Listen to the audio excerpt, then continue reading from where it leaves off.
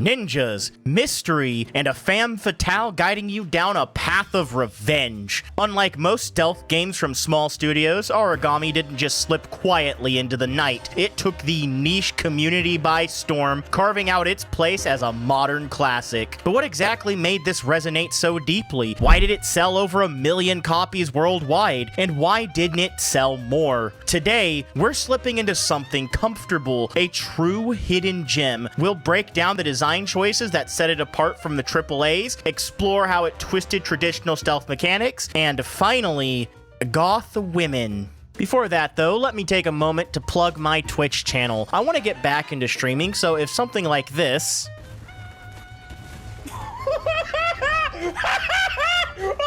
Oh my god! Everything! Where did Gortash go?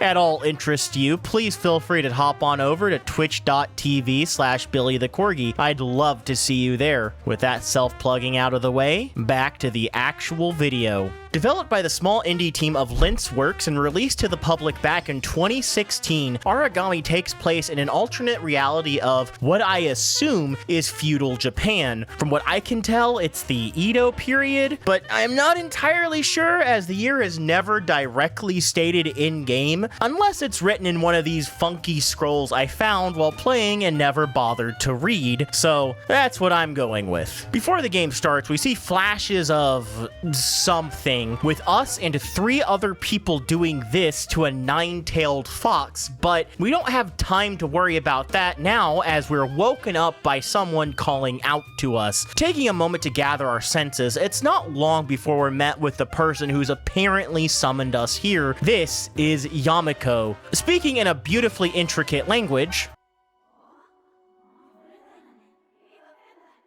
I believe it's called Japanese, she explains a few things to us. We are a being known as an Aragami, a vengeful spirit summoned / created by an unnamed ancient ritual. Yamiko also tells us that she's been captured by the Kaiho clan, a group of people that have been an enemy of hers, the Nishoko clan, for generations, and fairly recently have slaughtered an incalculable amount of her people. She then tells us she's going to need our help, but first, we're going to need to pick up a blade. First off, Aragami, as I'm going to call him because he doesn't have a name for now, is immediately woken up by a beautiful woman and given orders off rip, and without hesitation, just starts doing it. I just want to say, I completely get it. He's so real for that. Second, I think this is a good time to describe the basic controls of this game. First off, shadows are your friend for many reasons. The first one being, you can teleport to any shadow in range. It's like Blink from Dishonored. One day I'll go an entire video without mentioning Dishonored, I promise. Except it has a few more limitations, which I think does add to the decision making and potential level design. It's something I enjoy a lot and prevents the teleport from feeling overpowered, but still being useful. Also, as a note, it can let you teleport to any shadow you can see, including those behind bars, something you'd normally be incapable of moving through. But how can I teleport if I don't have shadows? Well, lucky for you, we have the ability to just create shadows wherever we see fit for a very limited amount of time. From there, you can teleport to the shadow and hopefully teleport to a nearby shadow before the one you created disappears. What stops you from creating shadows wherever you go, though? Why not just make infinite shadows and teleport your way to the end of the level? Just like me with your mother last night, you only have so much juice in the tank before you need to sit back and recharge. This game goes for the Dead Space approach where, instead of having an interruptive UI that would potentially ruin immersion, they decide to put your shadow bar plus resources onto your cape. You can recharge your shadow essence, the resource that lets you teleport and create shadow, by simply sitting in a shadow for a short time, including the ones you create, by the way, but those don't last long, so try not to sit there if you don't have to. Also, while in a shadow, you're harder to spot, and even harder to be seen if you crouch, which isn't a toggle, by the way. You have to hold the trigger down. By the end of my time playing the game, my left finger was very sore from forever holding the button down. Of course, what's a stealth game without unlockable supernatural powers? These all have Japanese names that I don't feel like pronouncing, so instead I'm just going to call them what they do instead. First up, we have invisibility. Stock standard. At this point, you know what this does and you know it's useful. You press the button, can't be seen. Simple, easy,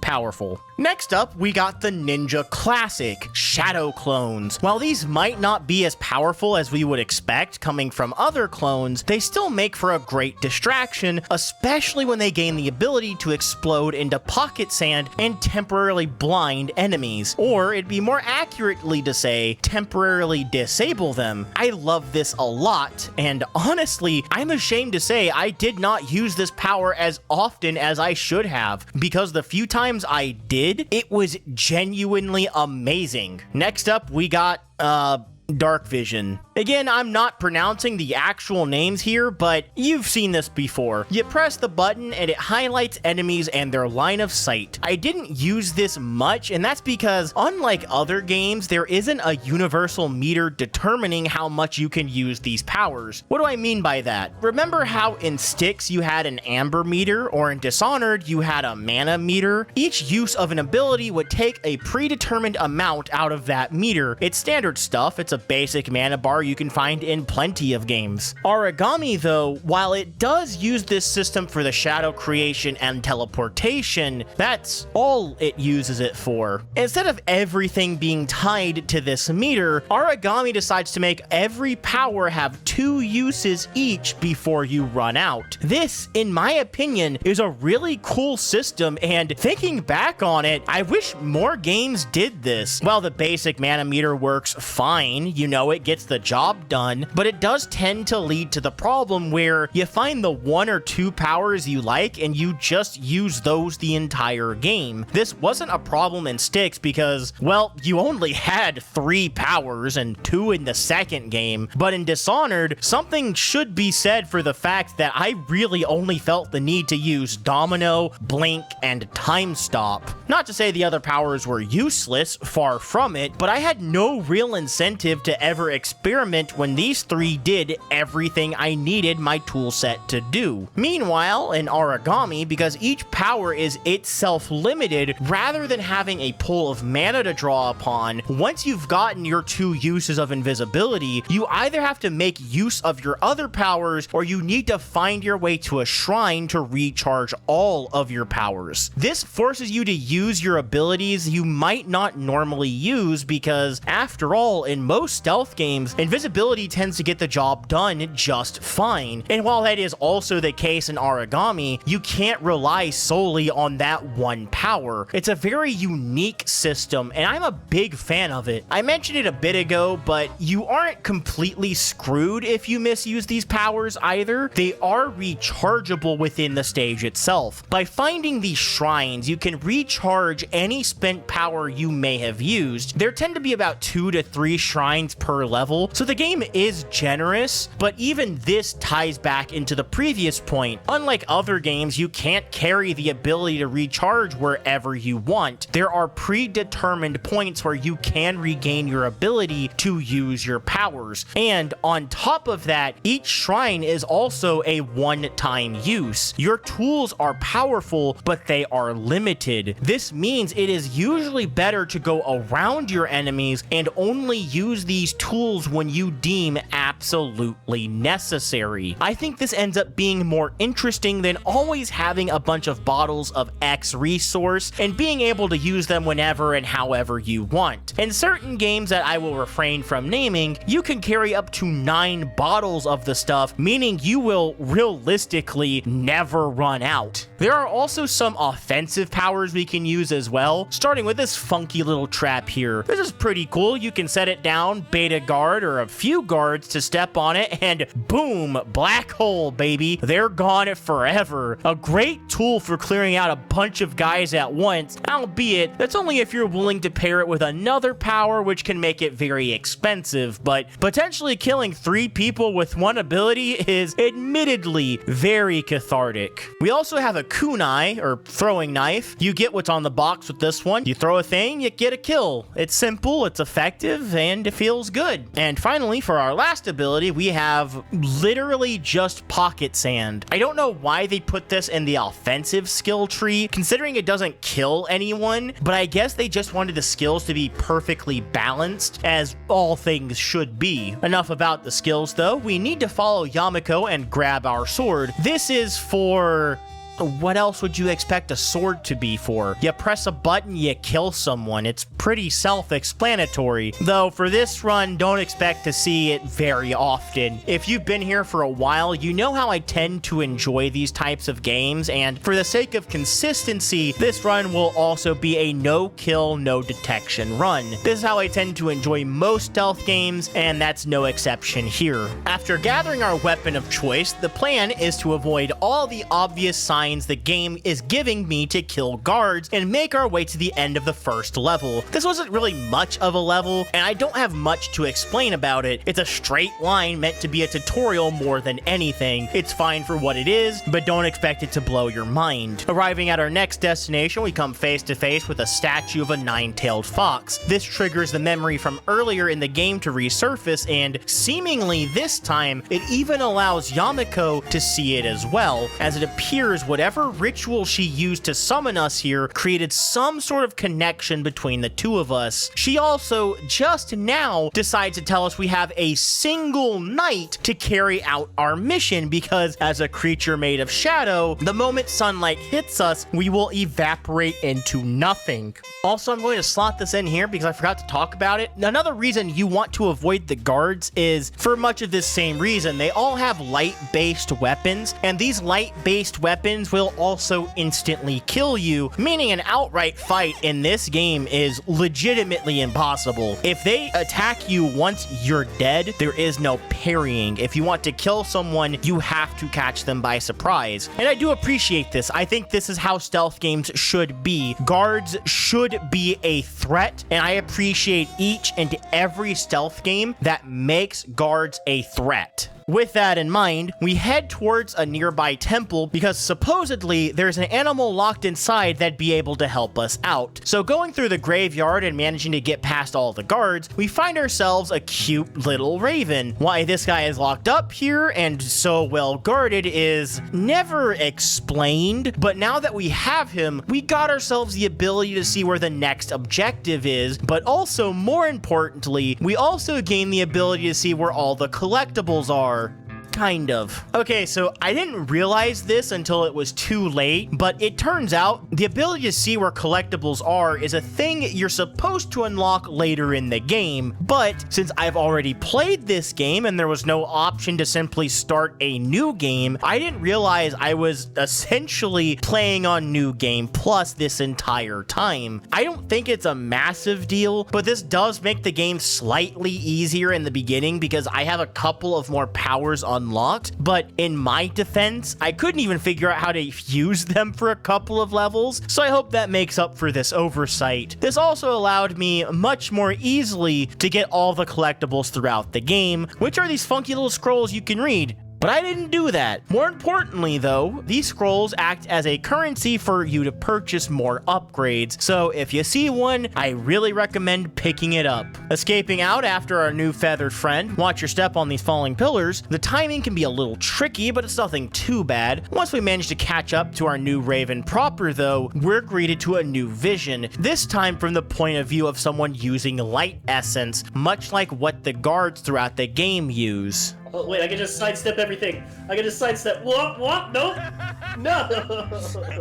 Asking Yamiko about it, she claims to not know what they could mean. More importantly though, she tells us why we need this raven for our mission. There are these talismans throughout the many areas nearby, and these are what are being used to imprison Yamiko, and in order to release her, we're going to need to get our hands on them. From there, we don't have much longer to go, just a few more teleports past a couple of more guards, past this precarious stone pillar, then we could head further into the mountains towards our first talisman. Overall, solid level, still very linear. We haven't really gotten the chance to actually go out and explore with our kit yet, but in fairness, this is still very much meant to be the tutorial. As we find ourselves further in, it's time we get ourselves our very first talisman. As the level starts off, we're given a bit more freedom than the past few sections, though not by much. We just simply have a couple of different paths to get to our next main destination, but I figured this is a good time to explain something this game lacks, at least compared to other games I've covered on this channel, and will be much more relevant later on. As the game goes on, it's not impossible that, as perfect as I am at games, I may make a mistake or two. Normally, this isn't a problem. I simply either allow myself to be killed or pause the game and load the last save. Both of these usually accomplishing the same objective. And while I still do that in this game, the main difference is I am a lot more hesitant to get caught as a result of the fact you can't save whenever you want. In past games, there was really nothing stopping you from save scumming. Maybe to some, this is a cheap tactic, but in my opinion, in levels that could take upwards of 2 to 3 hours, even with save scumming, it was just a nice way to save time. I already completed the challenge earlier. I see absolutely nothing to gain by completing it again other than simply wasting my time. However, while you can load previous checkpoints whenever you see fit in Aragami, because this game lacks a save feature outside of autosaves, your last checkpoint is simply whenever the game decides you have one. I'm very mixed on this decision. On one hand, it does force you to engage with the game more, as you are now required to play more safe because the cost of getting caught is much greater. However, this also means you're going to end up inevitably replaying sections you've already gone through multiple times, especially if you find yourself in one of the game's more difficult sections. This was a major issue in one section of the game, but we'll discuss that more when we get to it. The good news is, when you get a scroll, the game saves that, even if you reload to a previous checkpoint. It feels cheesy, but also, I don't exactly feel bad about it. For this level in particular, it doesn't take me long before I pass through the graveyard and, collecting whatever scroll I can find along the way, we find ourselves going down into this crypt, the location of our first talisman, a small set of bells. Getting our hands on these, we're greeted with another vision. It's different from the ones we've had in the past though. This vision shows us a young girl with white hair receiving a gift from her parents moments before their brutal assassination. The girl does manage to escape into the night, holding on to nothing but a few of her precious possessions. As we snap back to reality, Yamiko informs us these were her memories as a child. The day the Light Clan, before Kaiho, broke into her home and murdered her parents with only the bells they gave her as a gift to remember them by. These bells are more than just a sad story though. Using them, we can actually create a ringing sound to act as a diversion. It's especially good on guards who like to sit still and never move out of the way, much like the one who randomly comes down into the tomb to check in on us. With our talisman acquired, it's time we head out and set our sights onto the next. Overall, a decent level, but not one of my favorites from a design standpoint. Typically, I'm much more used to these games having a lot more paths in their levels, but Aragami is much more linear in its design. The levels aren't very open, if you understand what I mean. This isn't a problem necessarily, and this could just be a quirk of the earlier levels while we still get used to the mechanics, but so far I felt very limited in the amount of choice I have and how I get to my goal. The bells are a definite nice addition though. I am a fan of those. Arriving at our next location, ready to grab the next talisman, we're greeted with two brand new mechanics. The first, more obvious one being this archer. Archers are a bit special in that they can actually see you pretty damn well from a distance and shoot at you, as opposed to regular guards that need to get close to spot you. Their real strength, though, lies in their ability to temporarily light up an area with their shots, giving you even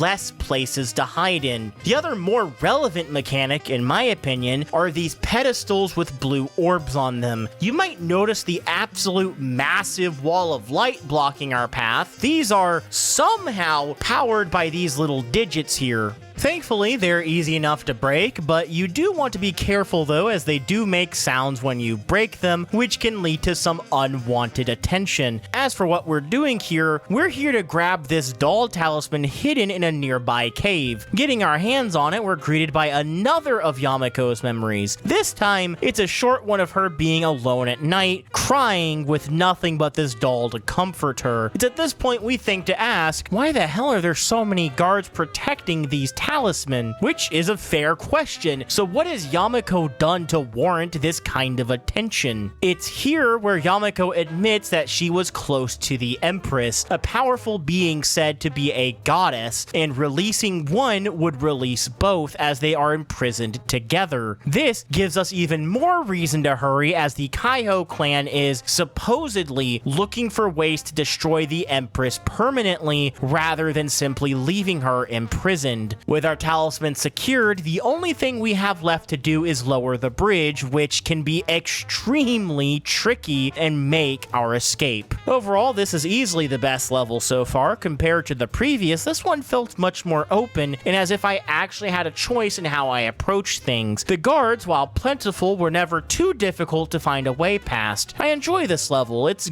good. There's not a ton to go over though. It's still very basic stuff, but it works. Arriving at our next destination, no opening cutscenes or explanations this time. We're just here to grab another talisman. This time it's this tooth thing? I'm not sure what this is, but this level is an interesting one for me. You see, you're supposed to jump down this hole here, smash a thing, and continue on from there, but I accidentally sequence broke? Not in a way that saved me any time, quite the opposite in fact, because I already went to the hole, but I thought jumping down would end the level, and I was scared because I hadn't gotten all of the scrolls yet, so I literally backtracked through the level, taking the extremely long way around with an absolutely abysmal last checkpoint because the game did not expect me to go this way, all because I really wanted this scroll and thought I would end the level when I dropped down this hole for some reason. But I do grab this scroll and through complete coincidence grab the talisman when I jump on one of these arches and I see a prompt to grab something, and without thinking, press the button, and as it turns out, I got the thing I needed. This confused the hell out of me, and for a while, it seemed to confuse the game too, as it didn't want to update for the longest time. Also, no cutscene or explanation this time, just a good job from my queen. Eventually, the game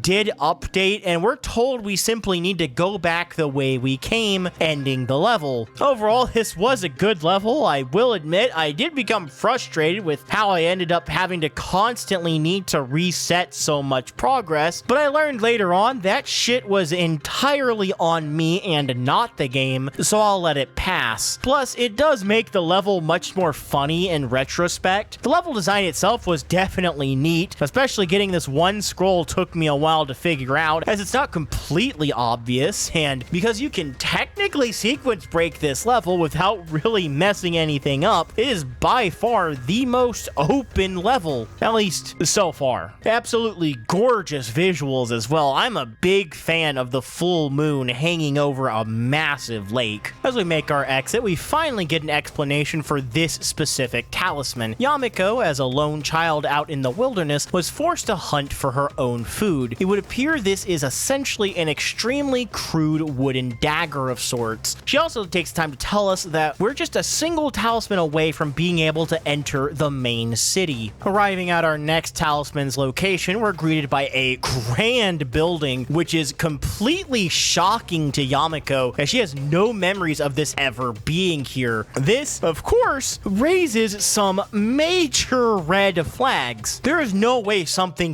this big was built quickly. This had to have taken years, and the question now is, just how long has this girl been locked away? No answers for now, though, as Yamiko claims she's been asleep the entire time she's been imprisoned, only waking up on the night she summoned us. Sneaking into this palace itself, is it a hot take to say I believe this is the single most frustrating level in the base game? Namely, for a single section. This entire level is centered around a single gimmick. There's a room we need to sneak into in the middle of the main room. However, it is currently being blocked by a wall of light powered by 4 different power sources, each one in a themed room. Your classic elements you probably recognize from Avatar: air, water, earth, and fire. Each room having its own dedicated puzzle. They're not really tied to the element though, not in any sort of meaningful way, just the aesthetics if I'm honest, and calling them puzzles is being extremely generous. The room that gave me the most trouble by far was the goddamned fire room. This room doesn't start off too bad. It's easy enough to find the first orb to smash that lets you get upstairs, but I spent almost an hour trying to find the second one you're supposed to break. I thought, oh, maybe it's also downstairs and they're tricking me. Nope, it's not. Oh, it must be somewhere upstairs. Gotta be in a corner though, because the room in the center is clearly protected with a wall of light. I must have dug through every nook and cranny, and it is with great embarrassment I must admit this is one of those classic cases where once I found the solution, I was incredibly annoyed and felt so stupid. No, there is literally just a door to the thing I can smash. I just didn't notice it because all the damn windows surrounding the door are blocked off. I spent so much time looking for the solution, and to have it be this simple was, certainly enlightening. The rest of the rooms are no big deal though. Typically finding the orb to smash isn't that difficult. I find this whole theming thing kind of weird though. To compare this game to Shards of Darkness for a moment, that game also had a section where you had to enter several different rooms and perform various trials, and those trials were a genuine test of your various skills. It was fun, unique, and plenty of the rooms opened themselves up to creativity. This game though, all the rooms are practically the same. You go in, smash 1 or 2 orbs, and you go into the next. It's hard not to be disappointed. I would have really liked to have seen some puzzled centered around the elements. The most I could see or care to notice was that the fire room was brighter than the others, and the earth room required climbing and going underground. I guess the water room also had a fountain, but that was really it. Once you manage to finish your 4 trials and get to the center room, this is where the level really picks up in my opinion. First though, we gotta go through the talisman cutscene. This talisman, a pendant, was a gift to Yamiko from the man that took her in and trained her. She does also mention that the man Hyo fought 2 captains of the Kaiho clan, but she is unsure if he managed to make it out alive or not. Before we have the chance to wonder any further though, it turns out we fell right into the Kaiho clan's trap. Suddenly the pillars begin spilling out several beams of light. The goal here is to climb to the top while never touching any of the beams of light, as doing so will result in an instant death. The timing can be tricky, but once you manage to get to the top, we're greeted by another vision. This time, it appears to be the front lines of the Kaiho and Nishiko War, and from what Yamako can gather, it would appear these visions are from the perspective of the Kaiho general. Before we have any real time to speculate on why we see his memories though, it sounds as if the Kaiho army is closing in quickly, so we abruptly make our escape into the night. Overall, this level was fine. I wish there were more gimmicks throughout the trials or actual puzzles to solve, rather than all the rooms just aesthetically looking somewhat like what their corresponding elements are. Like, the fire room shouldn't have just been bright, but have a puzzle that revolves around fire, maybe finding a way to light up specific torches or dousing their flames in a specific pattern, something like that. It just feels lame to have these themed rooms and for there to be no real rhyme or reason for it. You may as well have just had normal rooms. The ending bit was cool though. I was a big fan of the action set piece where you had to climb the tower. I wish the game did stuff like this more often. It really helps break up the monotony at times. Easily the highlight of the entire section for me. Now that we have all of the talismans outside, our goal is to make our way into the city and get the few remaining talismans within so we can free Yamako along with any other captives the Kaiho have captured, including this so-called Empress. Along the way, we end up finding a captain of the Kaiho clan, and it seems this man is going to be a great thorn in our side. For now, though, he fucks off and we're free to slither further into the city. One of the first things we happen upon is a grave, triggering another memory, this time of a young kid being protected by the general of Kaiho's army who raised a barrier of light.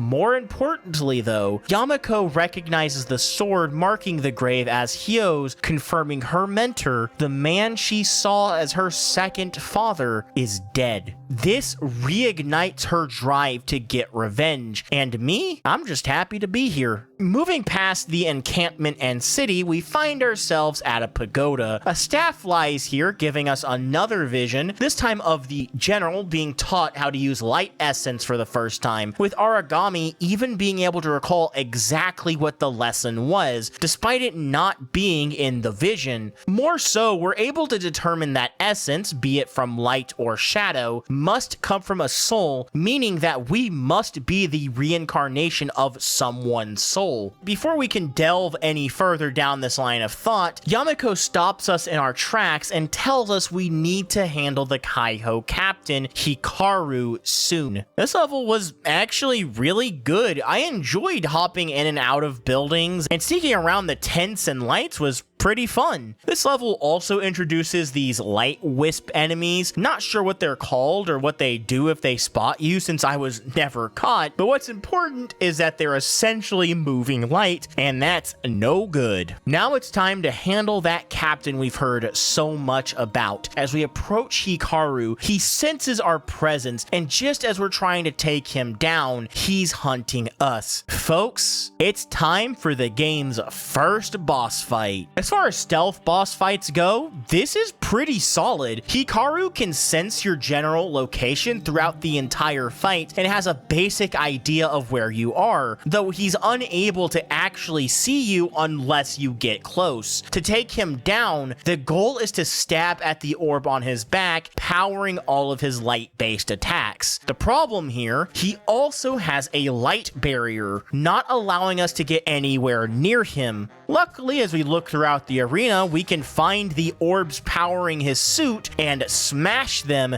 giving us a chance to attack. Why he didn't just have the orb on his back also power the wall of light surrounding him is a mystery to me. He would have literally been invincible. Once you manage to land an attack, he does bring his shield back up, and you gotta repeat the process. However, he does adapt to your previous strategy, meaning you gotta mix things up if you want to get him again, like stabbing him from above. This is what I'm talking about. I love a boss that adapts to your strategies. It makes them feel much more competent and like an actual worthy opponent. The fight still isn't hard, but it is satisfying, and I think that's just as important. Once you manage to put the moves on Hikaru 3 times and smash his orb, we go to confront him. As we go to perform the finishing blow, we see a flash of memory of the same young boy we saw the general save in the war. After this, we hear Hikaru scream out a name, Yamako, calling her the Shadow Empress. Before we can press him for answers though, he decides if he's going to go down, he's going to take us with him.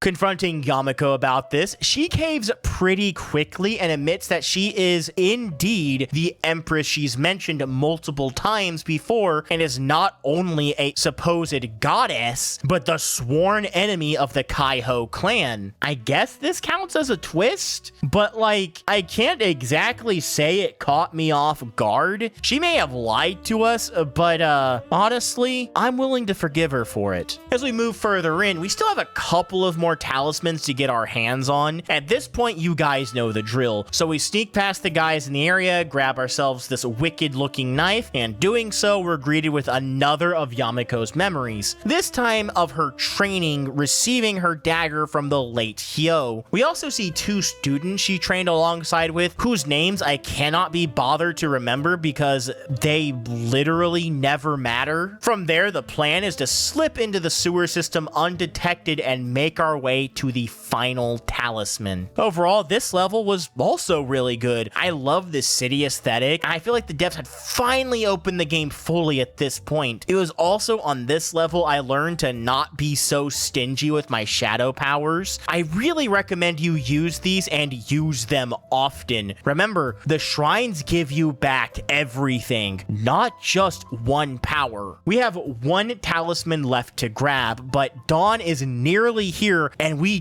desperately need to hurry if we're going to make it in time. Again, standard stuff. We gotta sneak past all the various guards and make our way to the giant pagoda they're guarding. Once we manage to climb to the top, we can finally get our hands on the last talisman, this time being another pendant. Grabbing it, we see yet another flashback, this time of Yamako and her friends being assaulted by the Kaiho clan, with her friends being killed. Yamako even admits in retaliation she managed to destroy the entire city they were in at the time.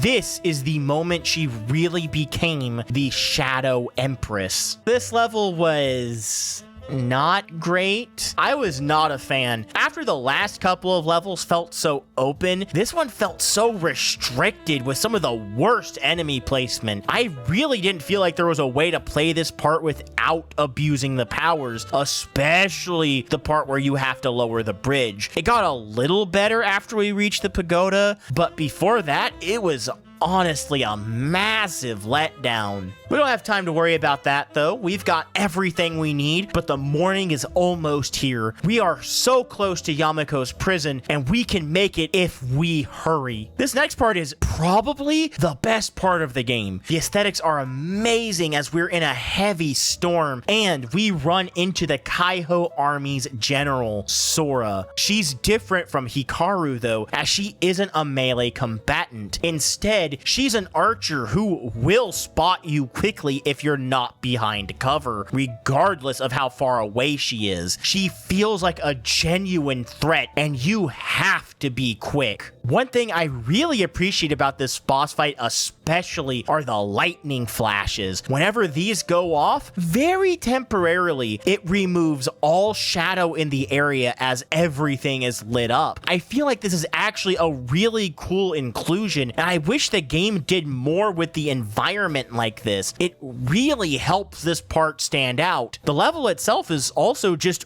really cool. While balancing Sora, you gotta weave your way through the random Kaiho guards and manage to get rid of the wall of light guarding her. Side note, the fact they don't hide these orbs inside the wall is insane. They'd be untouchable untouchable if they just move these things like 30 feet. Are you stupid? Massive spoilers ahead. Putting this here, at this point, anything can be considered a spoiler. If you want to experience the story for yourself, I highly recommend you stop watching here and go play the game, or skip to the conclusion of the video. If you're still here, then I'm assuming you're okay with spoilers. As we managed to catch up with Sora, there really isn't much of a fight. Sora clearly focused much more on ranged fighting than she ever did in melee combat, so it doesn't take long for us to put her down, but doing so triggers our final memory. This is treated as a big twist, but like, if you didn't see this coming, I honestly think that's on you. Here we realize that we were the Kaiho army general that died 5 years ago, sealing the Empress away. All the people we've killed along the way,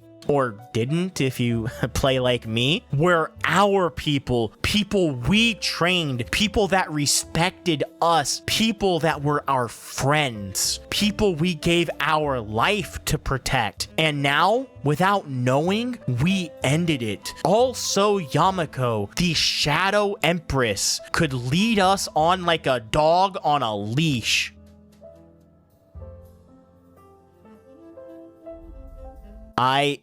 Okay, I see the vision, but still, we can't just let her get away with making us kill our friends in cold blood, and I probably shouldn't let that go, even if I am tempted. Yamako at this point feels no need to hide anything from us. She did, in fact, know who we were and was happy to use us to her ends. However, we have both A, outlived our usefulness, and B, we still have a massive portion of her power as a result of the sealing process we used to lock her away, and she would really like that back now. Thus, the final boss commences, and it's just okay. Yamako has some of our same abilities, namely she's capable of teleporting into shadow and leaving traps for us to trigger. The fight itself, though, is honestly just alright. I definitely preferred Hikaru and Sora, as they felt much more like a test of my stealth skills. This fight mostly tests your skills of being able to actually find this girl. It's okay, but it is comparatively kind of annoying. As the fight wraps up, we come to the conclusion that both sides in this conflict have been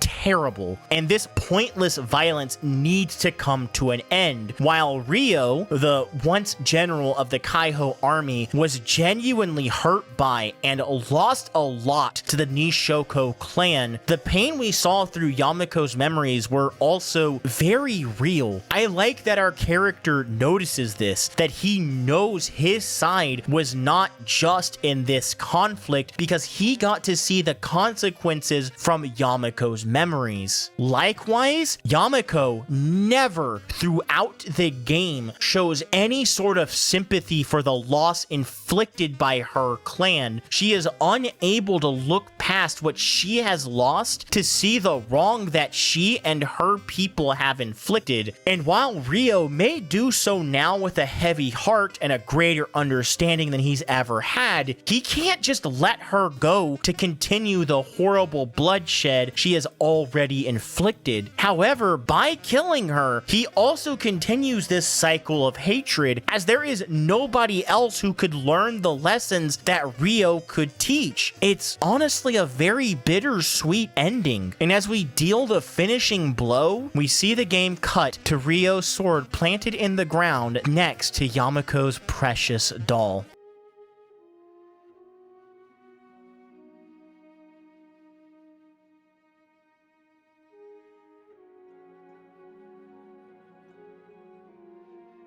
I would love to give my final thoughts for this game. However, we're not done yet. Released 2 years after the original game, Lensworks decided to give us some DLC to bide our time while we waited for the sequel. This is Nightfall. I'm going to keep this short, guys, as I don't have a lot to say here. The game starts off and we're greeted with a character choice between Hyo, you might remember him from the main game, and his apprentice Shinobu. Don't worry, this has no bearing on the story or gameplay in any way whatsoever. Both characters have the exact same set of powers, and the story is the same no matter who you pick. So I went with the girl because if I'm going to be looking at the back of a character, I'm at least going to enjoy what I'm looking at here. I don't think it's necessary to go over each level this time, as you guys get the gist of how this game works now, and the DLC doesn't do much to change that up, though there is one major change. If you see these guys in the red jacket and straw hat, they're holding on to something you need to complete the level, so either kill them or pickpocket the item. It took me forever to figure that out on the first level, and I could not, for the life of me, find the last piece of recon I needed to complete the mission. The level designs are about what you'd expect, albeit I actually think they're slightly worse than the base game. While I was complaining earlier that the levels in the base game aren't open enough, these levels almost feel too open. Like, yes, there should be multiple ways to tackle the objective and in what order you want to handle it, but here it feels like the levels are larger, but they're still incredibly linear. There's more open space, but there isn't any more choice making to be done. The part that gets me about the DLC though is the enemy placement. My god, I feel like the enemy placement in the DLC is abysmal at points. It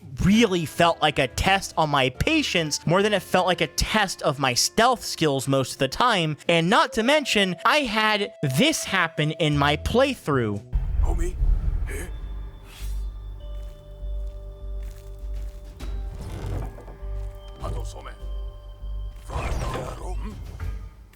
Literally, as the cutscene of me finishing the level was playing out, I got spotted by a guard, a level I had spent, no joke, over 2 hours on because I kept getting caught at this one part and having to reset to a checkpoint. And when I was finally almost done, during a moment where I have literally zero control of my character, I got caught by a guard and it ruined my fucking medal. I was so pissed, dude. I was not replaying that entire stage again. So at that point, I just said, fuck it. We're just not going to care if we're spotted anymore. I'm just not going to worry about killing. And this is what I was talking about earlier about the problem of not being able to save wherever you want. So I didn't have the option of just loading a previous save and just replaying the final section. I would have had to replay the entire goddamn level. Fuck that. The last level is really cool though, I will give the DLC that. I genuinely really liked it. It actually felt well designed, and the time limit was tense, and the ending felt satisfying. As for the story, this DLC, as you might have guessed from the fact that Hyo is here, is a prequel to the original game. Yamako has been locked up for some time, and Hyo, as a teacher turned devout follower of her, is desperate to find out anything the Kaiho clan knows of her whereabouts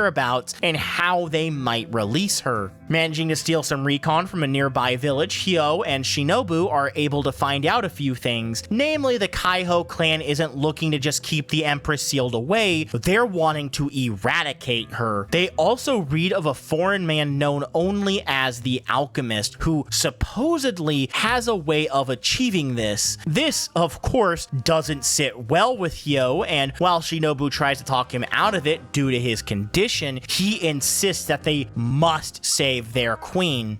Look, I completely get it. From there, they're able to eventually track down the alchemist and even find their way to his lab, where they find out that he's actually attempting to extract the pieces of Yamako that were sealed away inside Hikaru, Sora, Ryo, and another man we've never met named Yuki, as this is causing a great sickness and killing them, and the reason Ryo is already dead is because he took the most of the Empress's essence by a wide margin. As for why he wants to extract these, it's never outright outright stated, but it is implied that the alchemist would use it as some sort of power grab, or he would use the Empress's powers for his own selfish needs. And after stealing a comb that had a tiny bit of Yamako's soul left in it, the two follow the alchemist escorted by Sora and Hikaru, who is going to do a ritual that would allow him to potentially remove the essence of Yamako from them and even kill her while imprisoned. Hyo knows he cannot allow this to pass, so teaming up with Shinobu, they're able to interrupt the ritual and distract the Kaiho officers and stop the alchemist, allowing just a small piece of Yamako's essence to return to her, which, while not enough to allow her to escape, it is enough to grant her consciousness in her prison. Hyo, in his state, is completely unable to fight the two light essence users and loses his head, while Shinobu is shot in the shoulder with her fate left unknown. As a result of their actions, though, they give their Empress the chance she needs to formulate a plan to escape, kicking off the actions of the base game. Alright, let me level with you guys. I did not care for the DLC this game. Full transparency, I played this at like 2 in the morning after just finishing the base game. I was exhausted, but I really wanted to try to get this video out as soon as I could. So I pushed through it, so that could very easily be clouding my judgment here. But this DLC, in my opinion, doesn't really add anything. And even ignoring that, the few levels it adds are fine, but not enough to warrant an extra $10. If you're a fan of the base game, you'll probably enjoy the DLC, but if you haven't played it or have no desire to, I don't think you're missing out on much. I know I definitely have no drive to come back to it anytime soon. One thing I do want to talk about before we get to the conclusion though, the multiplayer. This game has co-op. You can have up to 2 of your friends join you in an attempt to get through the various levels of the game, or simply blame each other when one of you messes up. I was trying to teleport behind him and, you know, hit him with the Omai Wamo Shinderu, but he just wouldn't have it. I'm dead. Yeah, yes, they he do. does. Where's the sprint? Run! Oh, wait, I can just sidestep everything. I can just sidestep. Whoop, whoop, nope. No! Oh my god. Okay, yeah. Handle the archer. Don't get caught. There's nobody to get caught by. They're all dead. So, there's 2 people in that building. Let's see if we can, like, time our kills together. Oh, yeah? I'll get this guy here. Let's see if you can get the other guy. Let me know when you're ready. Wait. Yep. Alright, let's... 1, 2, 3, go. Got him! Yo, let's go! Nice!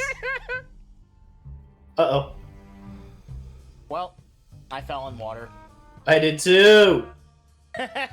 It's honestly a great time. I wouldn't do this for a first playthrough, as I think you do miss out on story beats and the seriousness that it wants to present itself as. But if you and your friends are looking for something to mess around and goof off in, I definitely think there's a lot of charm to come from the co-op here. As for Aragami as a whole, as far as stealth games go, I enjoyed my time here. I wouldn't say it holds a candle to either Styx game, if I'm honest. It's definitely prettier, I will give it that, and Yamako is always a treat to see on my screen, but as far as gameplay goes, it's about as basic for stealth games as basic gets, and the story is just kind of serviceable. It won't exactly leave you on the edge of your seat. I think the main joy of this game comes from trying to beat any previous scores you might have had, as the levels are incredibly short, so trying to get that delicious S rank isn't too bad. And maybe you're one of those guys that really wants to get all of the outfits. I can respect that. It's also much more digestible, and sometimes you don't want something that's going to take you 12 plus hours to beat, and I completely understand.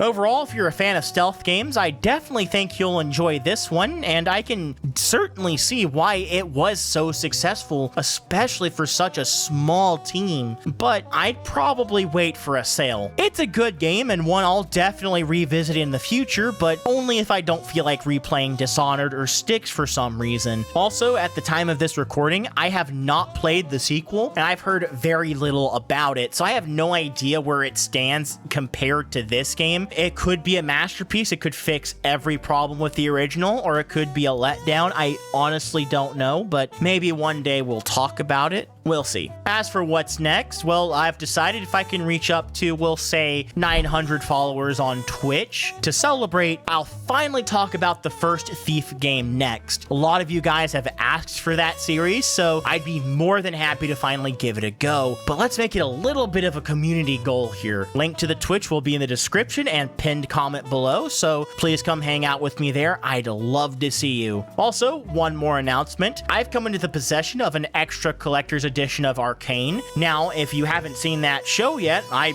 really recommend it. It is easily the second greatest thing to ever come out of League of Legends, and because I want to thank you guys so much for the support you've given me, I've decided I can give this away to one of you at 10,000 subscribers. I know that's a far way away, but I figured, hey, shoot for the moon, right? If you guys can help me reach that number, I would be so happy to give this away to one of you. I genuinely believe we can get there. And I think that's all I have for you guys. Please remember to like the video if you haven't already, and leave a comment if you can. It helps out the channel, and any support you can give means the world to me. Thank you so much for watching, and as always, have a wonderful night.